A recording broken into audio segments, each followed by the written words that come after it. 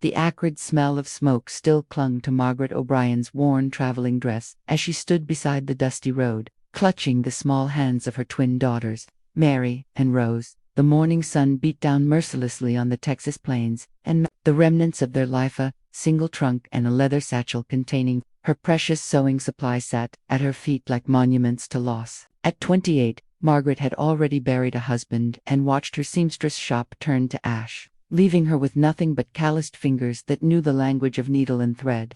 The twins, barely 6 years old, pressed close to her skirts, their wide eyes reflecting the uncertainty that had become their constant companion since fleeing the devastation in Austin. 3 weeks ago, Captain William Stone guided his chestnut mare along the fence line of Lone Star Ranch, surveying the sprawling property that had become both his pride and his burden. The former cavalry officer carried himself with military precision, despite the informal clothes worn, leather chaps and a sun-faded shirt that bore the scars of ranch work. At 35, Will had traded his sword for branding irons and his command tent for a ranch house that echoed with loneliness, but the discipline of war had served him well in building one of the finest horse breeding operations in East Texas. His weathered hands, more accustomed to reins than paperwork, gripped the saddle horn as he noticed movement on the main road. 3 small figures standing motionless against the vast landscape like prayers waiting to be answered. Margaret's breath caught as she watched the lone rider approach, his silhouette cutting through the morning heat like a mirage gaining substance.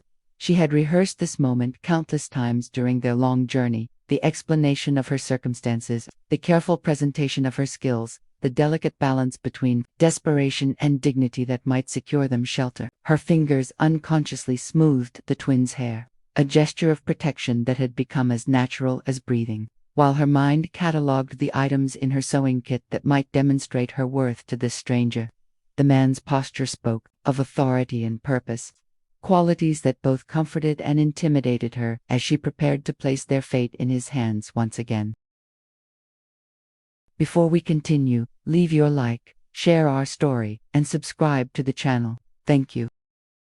"Ma'am," Will said, touching the brim of his hat as he reined in his horse several respectful feet away, "you appear to be in some difficulty." His voice carried the careful courtesy of a man accustomed to command, but softened by genuine concern, as he took in the sight of the small family, their traveling clothes dusty with the evidence of hard miles, their faces bearing the particular pallor of recent trauma. When Margaret lifted her chin to meet his gaze directly, something in her green eyes spoke of steel beneath silk, of a woman who had faced catastrophe and was still standing. The moment stretched between them like a held breath, pregnant with possibilities neither could yet imagine, as the twins peered around their mother's skirts at this tall stranger, whose presence seemed to fill the empty landscape with sudden hope. "My name is Margaret O'Brien," she said, her voice steady despite the tremor in her hands, "and these are my daughters, Mary and Rose. We've traveled from Austin." After she paused, swallowing the words that would make their tragedy real again, then continued with quiet determination, "I'm seeking employment, sir.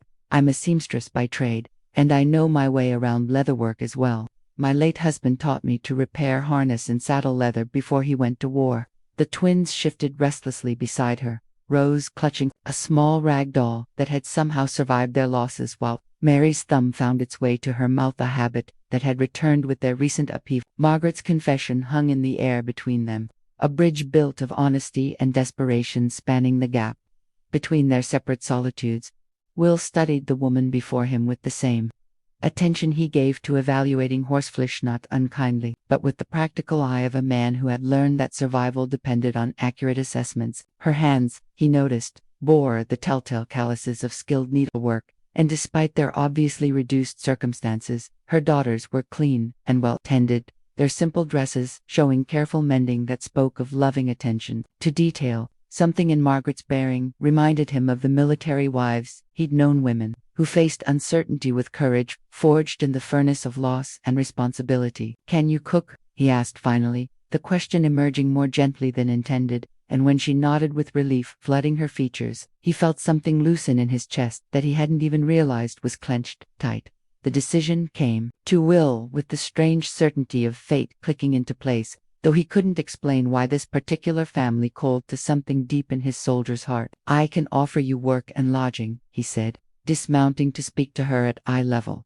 his boots raising small puffs of dust that caught the morning light. "The ranch keeps me busy from dawn to dusk, and I've been managing on burned beans and determination for longer than I care to admit. If you're willing to keep house and cook, I can provide a cabin, steady wages, and honest work." Margaret's knees nearly buckled with relief, but she maintained her composure as the twins pressed closer to her skirts, sensing the shift in their fortunes with the intuitive wisdom of children who had learned to read the weather of adult faces. The handshake they exchanged was firm and businesslike, but beneath the formality lay the first tentative threads of trust, being woven between two people who had both learned that hope was a luxury that could be withdrawn without warning. That evening, as Margaret unpacked their few belongings in the small but sturdy cabin that would be their new home, she found herself pausing over the leather satchel that contained her most treasured possessions: the thimbles worn smooth by years of use, the scissors that had been her grandmother's, the spools of thread in every color imaginable. These were the tools of her trade and the instruments of their survival. Through the window, she could see Captain Stone in the corral working with a spirited black stallion, his movements fluid and confident in a way that spoke of deep understanding between man and animal. The twins had already discovered a family of barn cats and were giggling as they attempted to coax the skittish creatures closer, their laughter a sound Margaret had almost forgotten in the weeks of worry and uncertainty that had brought them to this place. Will found himself glancing toward the cabin more often than necessary as he went about his evening chores, drawn by the warm glow of lamplight in the windows and the unfamiliar sounds of domestic life, a woman's voice humming softly, children's laughter, the gentle percussion of everyday activities that had been absent from his world for too long. The ranch hands, Miguel and Tom, had already expressed their approval of the new arrangement with the pragmatic enthusiasm of men who appreciated good cooking and clean clothes, but Will sensed something deeper in their easy acceptance of the O'Brien family. Perhaps, he thought, as he secured the barn for the night, they all recognized the particular loneliness that came from living without the softening influence of family. The way that even the most successful solitude could feel like. First full day at Lone Star Ranch began before dawn, her internal clock attuned to the rhythms of hard work and responsibility that had shaped her adult life. She moved through the unfamiliar kitchen with quiet efficiency, her hands finding their way around the space with the adaptability of a woman who had learned to make herself at home wherever necessity demanded. The coffee she brewed was strong and black, the biscuits light and golden, and when Captain Stone appeared in the doorway with surprise written across his weathered features, she felt the first flush of pride she'd experienced since the fire had stolen everything they'd owned. The twins sat at the rough wooden table like well-behaved angels, their morning prayers including gratitude for their new home and the kind man who had given them shelter when they needed it most. As the morning progressed, Margaret found herself drawn to the ranch's working areas, her seamstresses cataloging the various repairs and improvements that could be made to the leather goods scattered throughout the property. Saddles with loose stitching, bridles with fraying leather, canvas tarps that had been patched and repatched until they resembled patchwork quilts. Everywhere she looked, she saw opportunities to apply her skills in ways that could benefit the ranch's operation. When she finally approached Captain Stone with her observations, her heart hammered with the familiar mixture of hope and trepidation that came with offering one's services. But his immediate interest and the way he listened to her suggestions with genuine attention told her that perhaps she had found more than just employment at Lone Star Ranch. "I know how to sew, sir," Margaret said, her voice gaining strength as she watched Captain Stone examine a badly damaged saddle with the frustrated expression of a man who understood horses far better than leather repair. "That's perfect," he replied, and something in his tone suggested that her offer had answered a prayer he hadn't even known he was praying. The handshake they exchanged over the wounded saddle felt different from their initial greeting, desperate, more purposeful, as if they were acknowledging a partnership that extended beyond simple employer and employee. Around them, the ranch bustled with the daily activities of horse breeding and cattle management, but in that moment, Margaret felt as if she was stepping through a doorway into a world where her skills would be valued and her family would be safe, a world that she could help build with the steady patience of needle and thread. Within a week, Margaret had established herself as an indispensable part of the ranch's daily rhythm, her presence bringing an order and comfort that surprised everyone, including herself. The twins had adapted with the remarkable resilience of children, collecting eggs from the henhouse each morning and following Miguel around the corral like devoted apprentices. their chatter filling the spaces that had been silent for too long. Margaret's sewing corner in the main house became a hub of activity as ranch hands brought their torn shirts and split chaps for repair, and she found herself learning the specific needs of men who worked with horses and cattle under the unforgiving Texas sun. Captain Stone began joining them for meals with increasing frequency, his initial awkwardness giving way to genuine appreciation for the warmth and conversation that filled his previously solitary evenings. The first major test of Margaret's skills came when Captain Stone brought her a custom saddle that had been damaged in a fall. Its intricate tooling and fine leather representing both significant monetary value and deep sentimental importance. As Margaret examined the torn areas with her experienced fingers, she could feel the weight of his trust and the opportunity to prove that her confidence in her abilities was justified. The repair would require not just technical skill, but an understanding of how the leather had been originally crafted. And as she worked late into the evening by lamplight, she felt the familiar satisfaction of using her hands to create something beautiful and functional from damage and chaos. When she presented the finished saddle to Captain Stone the next morning, the wonder and gratitude in his expression told her that she had done more than simply repair leather. She had restored something precious that he had thought was lost forever. Word of Margaret's exceptional skills spread through the county with the swift efficiency of ranch gossip, and soon she was receiving requests for custom work from neighboring spreads and even the town's more prosperous citizens. The additional income allowed her to purchase better materials and expand her toolkit. But more importantly, it gave her the confidence that she could build a sustainable life for herself and her daughters, based on her own abilities rather than charity or circumstance. Captain Stone watched this transformation with growing admiration, seeing in Margaret's success the same determination and strategic thinking that had served him well in both war and business. The partnership that had begun as necessity was evolving into something richer and more complex, though neither was quite ready to name what was growing between them. The twins' integration into ranch life accelerated Margaret's own sense of belonging as she watched her daughters blossom under the attention of men who treated them with the gentle respect reserved for precious creatures. Miguel taught them Spanish words for the animals,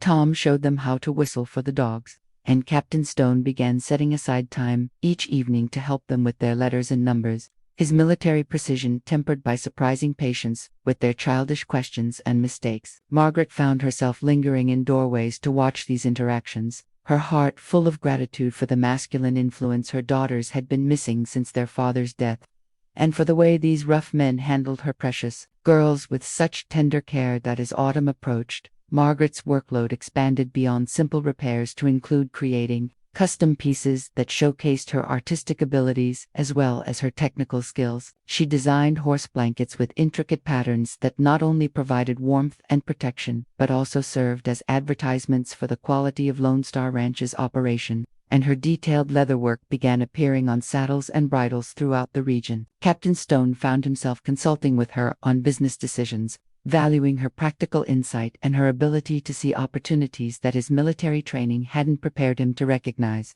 The respect that had grown between them was evident to everyone on the ranch, and Margaret began to feel that she was truly building something permanent, rather than simply surviving from one day to the next. The evening Captain Stone asked Margaret to join him on the porch after the twins were asleep, marked a turning point in their relationship. As they sat in comfortable silence watching the stars emerge over the vast Texas landscape, their conversation meandered from practical matters to personal history, and Margaret found herself sharing memories of her husband and the dreams they'd had for their daughters' futures, while Captain Stone spoke of his war experiences and the loneliness that had driven him to seek solitude in ranch work. When he reached over to touch her hand as she spoke of her fears for the twins' security, the gesture felt as natural as breathing, and Margaret realized that somewhere in the midst of building their professional partnership, they had also been building something deeper and more precious. The recognition that she was falling in love with this quiet, honorable man both thrilled and terrified her, especially when she saw the same awareness reflected in his gentle eyes. Margaret's growing reputation brought an unexpected challenge when Harrison Webb, a wealthy landowner from the county seat, arrived at Lone Star Ranch with an offer that threatened to disrupt the delicate balance she had achieved. Webb had heard of her exceptional skills and wanted to hire her as his exclusive seamstress, offering wages that far exceeded what she could earn at the ranch and a grand house in town. where her daughters could attend proper school with other children of means. As he outlined his proposition with the confident assumption that she would accept, Margaret felt the familiar cold fear of having her fate decided by forces beyond her control.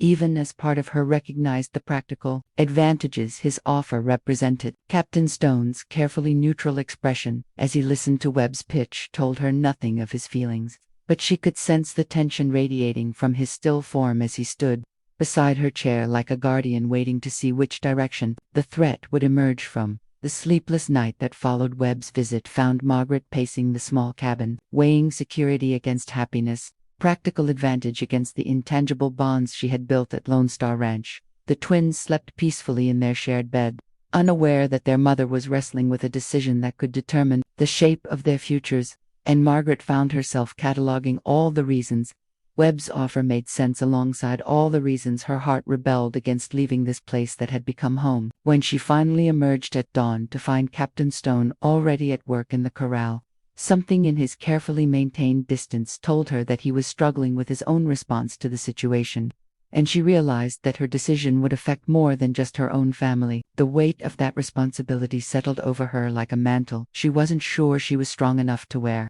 but she knew that avoiding the choice would be a choice in itself. Margaret's conversation with Captain Stone that morning began with awkward formality but gradually warmed into the honest communication that had become their foundation. As she explained her conflicting feelings about Webb's offer and her uncertainty about what would be best for her daughters, Captain Stone listened with the focused attention he gave to important business discussions, but she could see the personal stakes reflected in the tension around his eyes and the careful way he chose his words. When he finally spoke, it was not to influence her decision but to assure her that he would respect whatever choice she made and that she would always have a place at Lone Star Ranch if she wanted it. Words that somehow made her choice both easier and more difficult. The conversation ended with an embrace that felt like both a promise and a goodbye, and Margaret knew that she was standing at one of those moments that would define the rest of her life, regardless of which path she chose. Webb's return for Margaret's answer coincided with the arrival of a cattle drive that had stopped at Lone Star Ranch to rest and resupply, filling the usually quiet property with the noise and activity of 40 trail-hardened cowboys who needed equipment, repairs, and hot meals. Margaret found herself in her element, coordinating with the ranch hands to provide services for the trail crew, while managing her regular duties and trying to process the momentous decision that awaited her response. As she worked alongside Captain Stone to manage the controlled chaos, she realized that this was what she loved most about ranch life: the way crises brought out everyone's best efforts, the sense of shared purpose that united people in common cause, the satisfaction of using her skills to solve immediate, practical problems. When Webb appeared at her elbow demanding her attention while she was trying to repair a critical piece of trail gear, his interruption felt like an intrusion into a world where she truly belonged rather than an opportunity for advancement. The confrontation between Captain Stone and Webb began as a polite disagreement about Margaret's future but escalated into something deeper when Webb made the mistake of suggesting that ranch life was no place for a woman of Margaret's evident refinement, and that her talents were being wasted in such rustic circumstances. Captain Stone's response was measured but unmistakably firm, as he defended both Margaret's right to make her own choices and the value of the life she had built at Lone Star Ranch, his military bearing reasserting itself as he faced down a man who seemed to view Margaret as property to be acquired rather than a person to be respected. Margaret watched this exchange with growing clarity about her own feelings, seeing in Captain Stone's quiet strength and protective instincts the qualities she had come to love, and recognizing in Webb's presumptuous attitude the kind of control she had spent her entire adult life trying to escape. When Captain Stone turned to her with a question in his eyes, she knew that her answer would be about more than just employment. It would be about choosing the kind of life she wanted to build and the kind of man she wanted to build it with.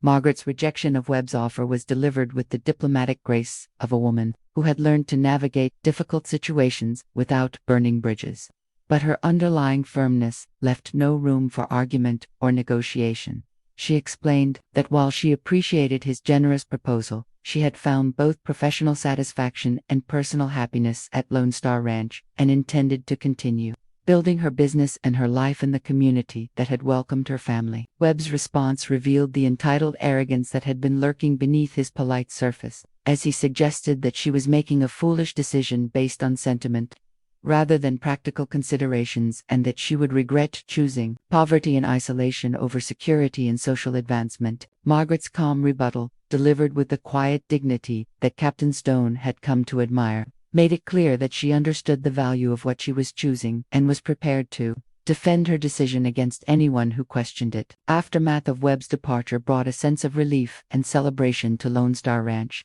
as everyone who had witnessed the confrontation expressed their satisfaction that Margaret had chosen to stay, and their appreciation for the way Captain Stone had supported her right to make her own decision. The trail crew's leader, impressed by the quality of Margaret's repair work and the efficiency of the ranch's operation, placed a large order for custom leather goods and promised to spread word about Lone Star Ranch's services to other outfits along the cattle trails. As Margaret and Captain Stone worked together to fulfill the unexpected windfall of business, they found themselves discussing future plans with an intimacy and shared purpose that made it clear their partnership had evolved into something deeper than either had dared to hope for when she first arrived as a desperate woman seeking shelter for herself and her children.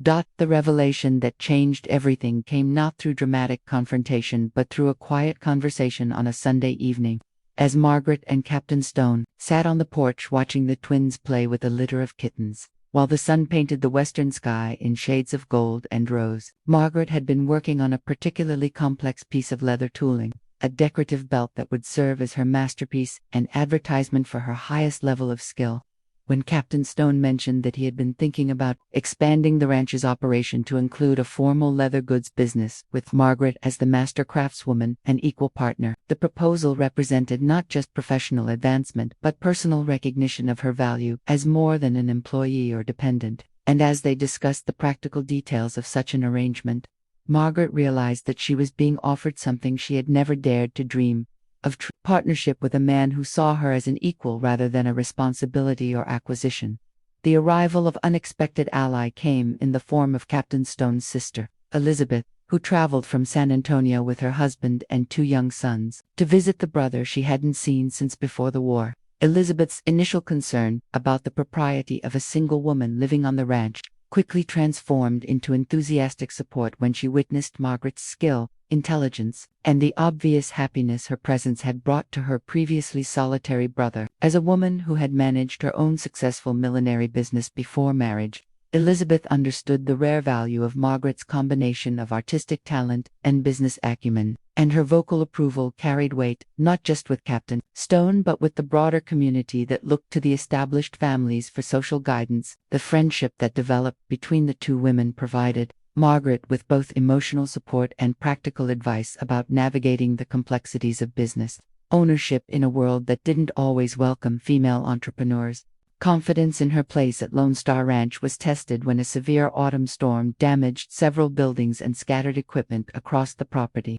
creating a crisis that demanded all hands and all skills to address quickly before winter weather could cause further destruction. As Margaret organized the ranch's women, the wives of neighboring ranchers, who had come to help to provide food and medical care for the work crews, she found herself naturally assuming a leadership role that felt both comfortable and earned. Her ability to see the big picture while managing countless details impressed everyone who worked with her, and when Captain Stone publicly praised her organizational skills and credited her with much of the recovery effort's success, Margaret realized that she had truly found her place not just in his heart, but in the community that would be her permanent home. The preparation for what would become the most important business decision of Margaret's life began with a detailed discussion of the proposed partnership that would formalize her role as co-owner of an expanded Lone Star Ranch operation. Captain Stone presented her with legal documents that had been carefully drafted to ensure her full equality in all aspects of the business, and as Margaret read through the terms that would give her unprecedented independence and security, she felt the weight of possibility settling around her shoulders like a wedding veil. The twins, now completely at home on the ranch and thriving under the attention of their extended family of cowboys and neighbors, represented the successful foundation upon which this new chapter could be built. and Margaret knew that accepting the partnership would mean committing not just to a business arrangement, but to a life that would intertwine her fate permanently with Captain Stone's dreams and ambitions. The crucial revelation that crystallized Margaret's understanding of her own desires came during a late-night conversation with Captain Stone about their fears and hopes for the future. As they worked together to repair storm damage by the light of oil lamps, while the twins slept peacefully in the cabin nearby, Captain Stone's confession that he had been afraid to hope for more than professional partnership because he couldn't bear the thought of losing what they had already built together gave Margaret the courage to admit her own growing feelings, and her desire for a future that would unite their personal as well as their professional lives. The kiss they shared over the leather she had been mending felt like the sealing of a contract written in emotion rather than law.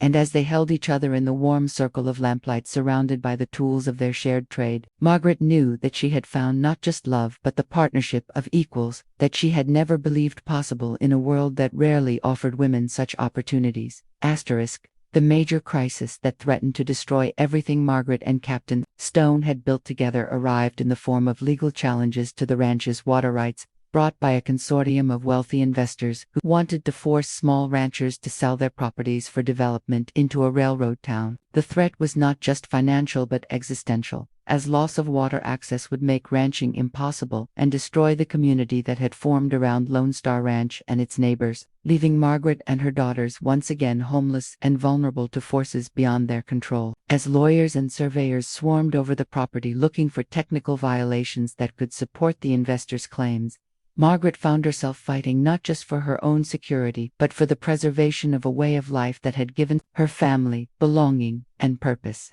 The crisis demanded every skill she possessed: diplomatic negotiation, detailed record-keeping, strategic thinking, and the kind of stubborn determination that had carried her through previous disasters. But the stakes had never been higher or the outcome more uncertain.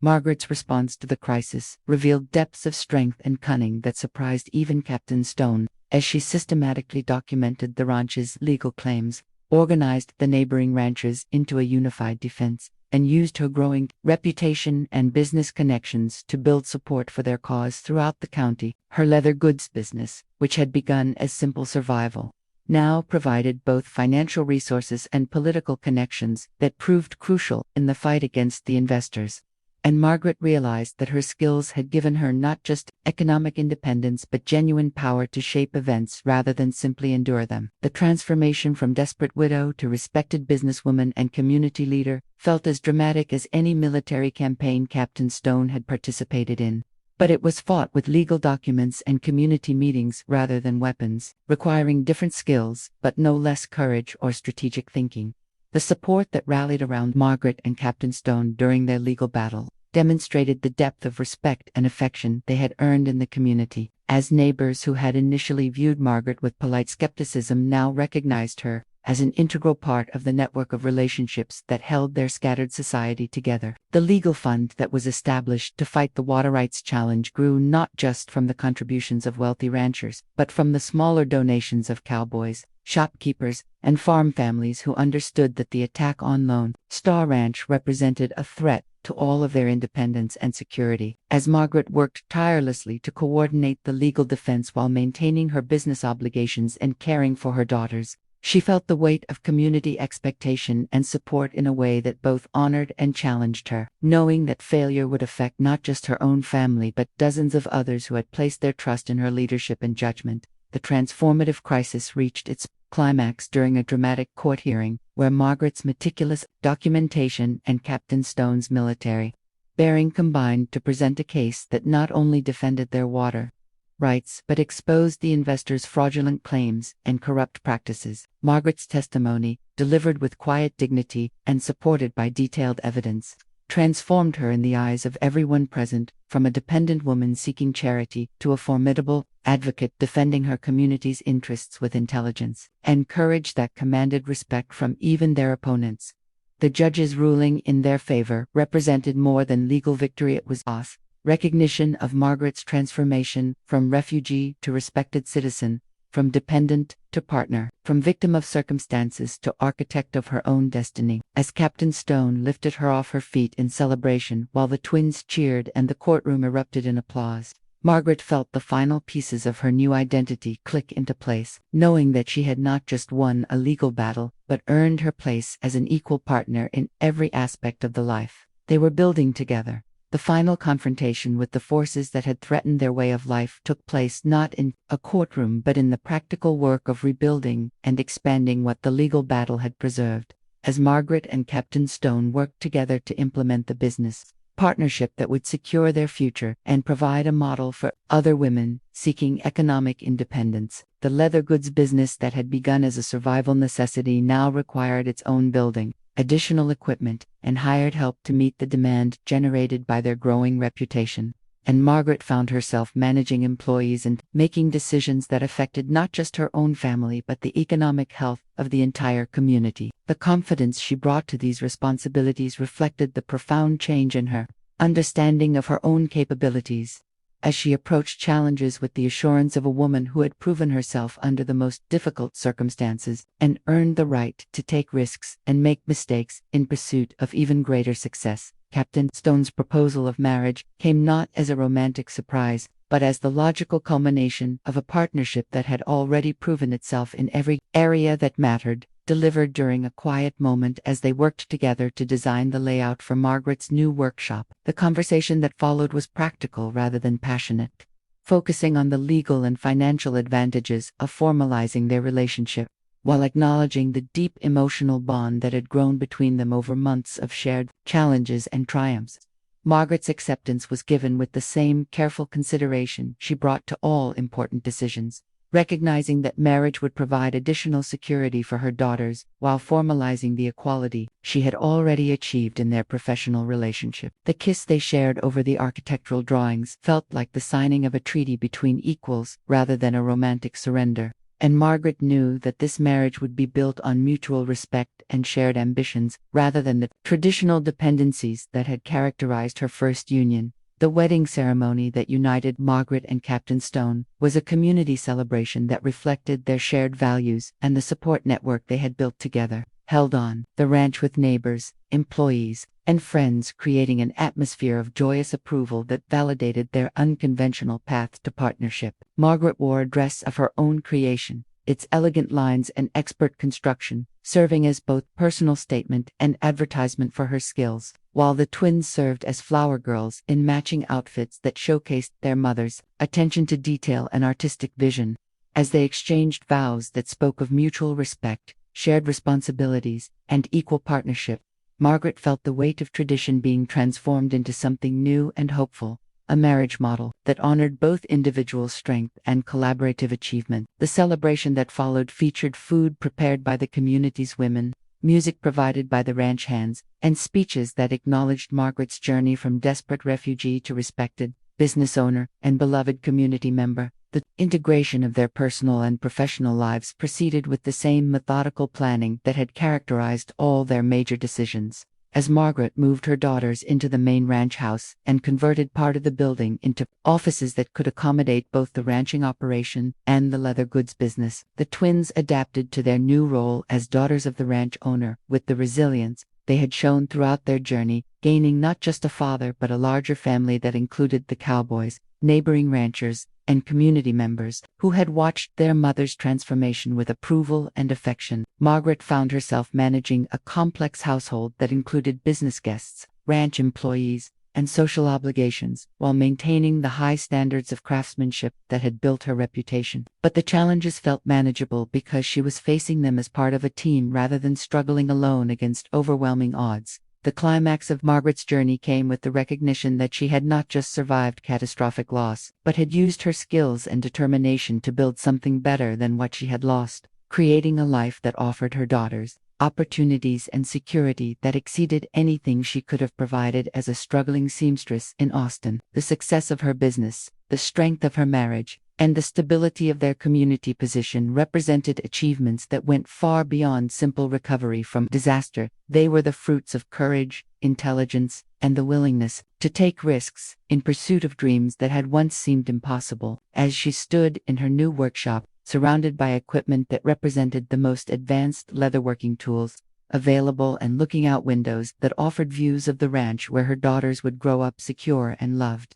Margaret felt the satisfaction of a master craftsman who had successfully completed the most challenging project of her career, the rebuilding of her own life according to her own design. At Lone Star Ranch, Margaret achieved the integration of family, business, and community, creating stability and growth. Her leather goods operation employed local women, giving them income and skills while fostering female entrepreneurship that challenged traditional roles. Captain Stone openly credited her contributions, modeling a new kind of partnership that impressed neighbors. Their daughters, Mary and Rose, grew from refugees into confident children, shaped by Margaret's example of resilience and determination. A family portrait symbolized their success, though Margaret valued most the everyday moments where her daughters demonstrated strength, skill, and the continuation of her legacy.